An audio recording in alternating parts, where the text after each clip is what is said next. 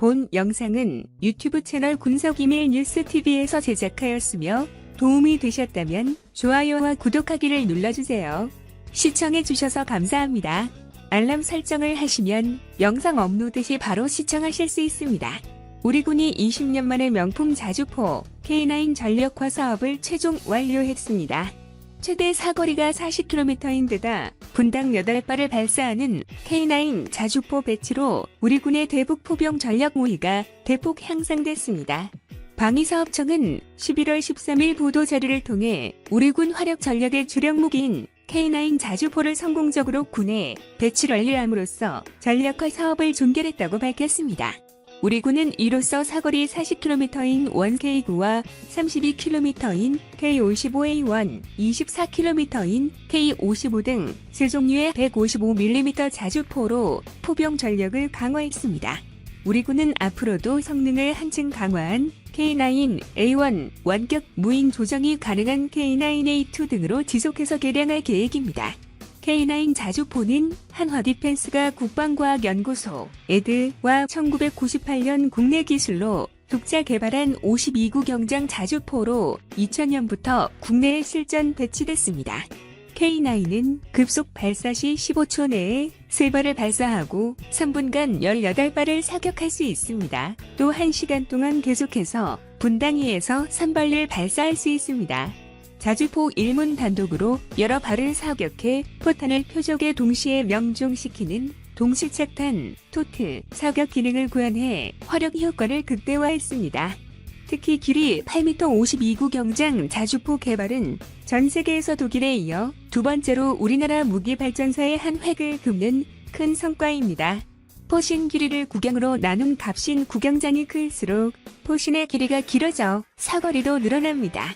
자동화된 사격 통제 장치와 우수한 기동 성능으로 운용자의 생존 가능성도 대폭 향상됐습니다. 또한 자동 장전 장치와 방열 시스템을 활용해 견인포에 비해 운용 인원을 대폭 줄였습니다. 1000마력의 강력한 디젤 엔진을 장착해 도로 주행 속도가 최고속 시속 67km에 이를 만큼 주행 속도가 빠르며 전투 중량은 47톤입니다. 2001년 터키 280대를 시작으로 폴란드 차츠 120대, 핀란드 28대, 와인도 100대, 에스토니아 12대, 노르웨이 24대 등 유럽과 아시아 여러 나라에 약 600여 문이 수출돼 해외 방산 진출 부문에서도 큰 성과를 거두고 있습니다. 지난 9월에는 호주 육군 자주포 획득 사업의 우선 협상 대상으로 단독 선정됐습니다. 이에 따라 K9 30문과 탄약 운반장 갑자 15문 등이 수출될 길이 열렸습니다.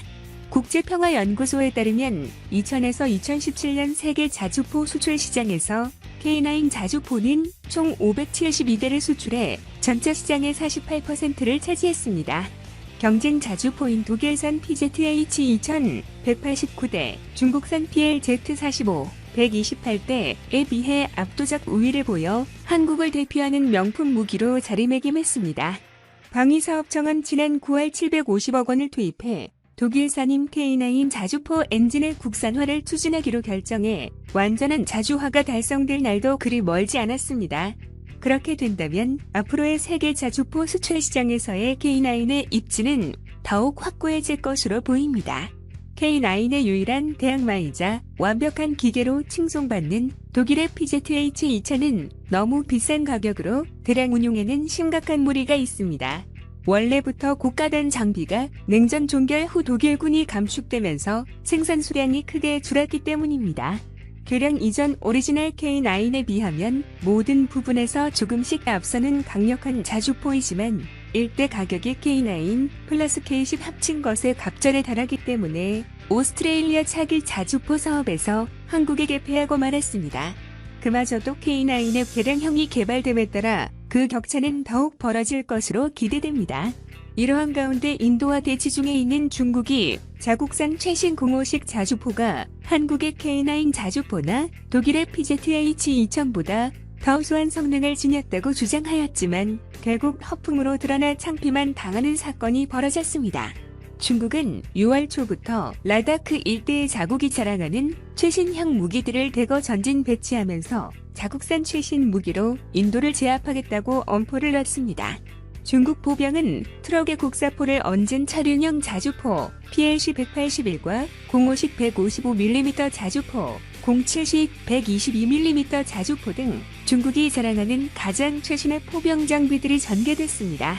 또한 중국은 이런 장비를 가지고 어떤 부대가 작전을 하는지를 국영 매체를 통해 연일 소개하고 있는데, 이는 인도군에게 보내는 일종의 무력 시위인 셈입니다.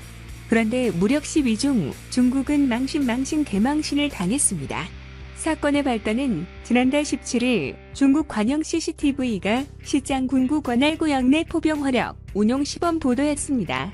시범은 인도 시킴 지역에서 직선 거리로 약 200km 떨어진 낸칭구 라산 남쪽 지역 해발 4,700m 고원지대에서 이뤄졌습니다.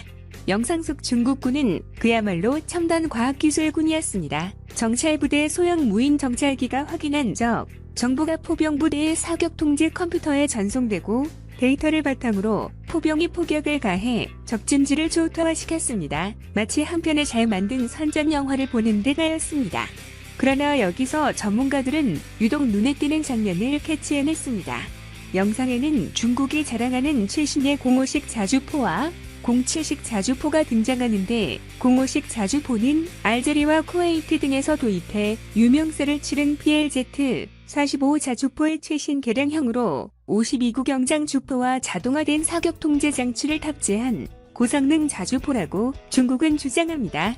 전투 중량이 35톤 정도로 가볍지만 세계 정상급 주포와 자동장전 장치, 사격 통제 장치를 가져 분당 8에서 10발의 사격이 가능하다고 주장하면서 최대 사거리도 K9이나 PZH-2000과 같은 서방 국가의 정상급 자주포 평균 사거리인 40km를 가볍게 능가하는 50km 수준이라고 합니다. 구독자님들 모두 잘 아시듯 중국이 발표한 재원을 그대로 믿는 전문가나 업계 관계자는 아무도 없습니다.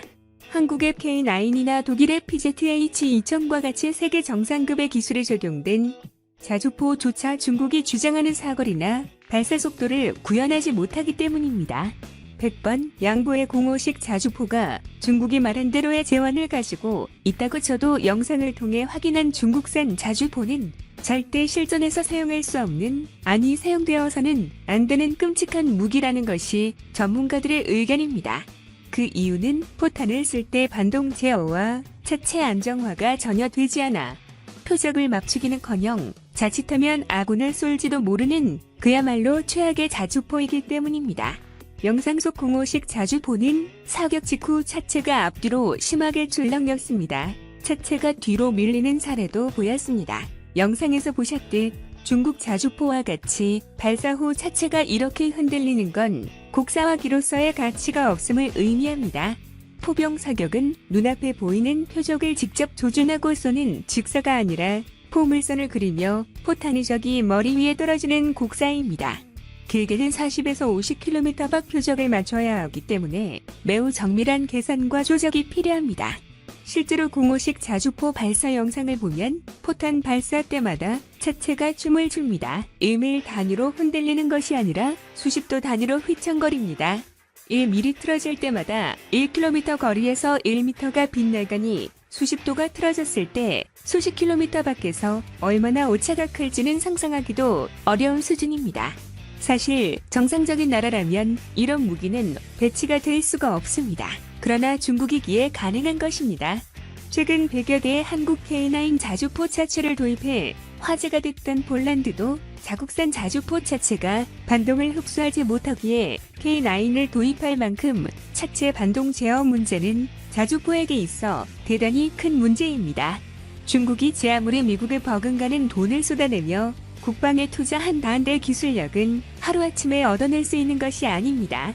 이에 중국은 그나마 유일하게 할 수 있는 것, 돈 주고 사오기 또는 몰래 빼오기를 통해 끊임없이 한국의 기술을 유출하기 위한 노력을 하고 있습니다. 최근 군의 신무기 개발과 시험 등을 담당하는 국방과학연구소에 대한 해킹 시도가 5년 사이 3배 이상으로 증가한 것으로 확인됐습니다. 특히 중국을 통한 해킹 시도가 급증하였는데 K9과 K2 흑표점차와 같은 국산 무기 개발을 주도해 온 에드는 청와대와 같은 국가 보안 시설입니다. 에드의 자료에 따르면 2015년부터 지난 8월 말까지 연구소 서버에 대한 해킹 시도는 총 1만 1,659차례 있었습니다. 2015년부터 3년간은 1,059건, 2015년 1,209건, 2016년 1,308건, 2017년에 불과했지만 2018년엔 2,281건을 기록했고 지난해 3,240건으로 증가했습니다. 4년 만에 3배 이상으로 늘어난 것입니다. 올해도 증가세가 계속되고 있어 8월 말까지만 2,562건으로 하루 평균 10회 이상 해킹 공격을 받고 있습니다. 또한 최근 언론에 따르면 국방과학연구소, 에드, 퇴직 연구원들의 기밀 유출이 또 무더기로 적발됐다는 보도가 있었습니다. 에드는 자체 조사 결과 지난 4년 4개월, 2016년 1월, 지난 4월 감 퇴직자 1,078명 중 46명의 기밀 유출 혐의자를 추가 적발했습니다. 앞서 적발돼 경찰 수사를 받던 23명을 합치면 퇴직자 중 기밀 유출 혐의자는 70여 명에 이릅니다.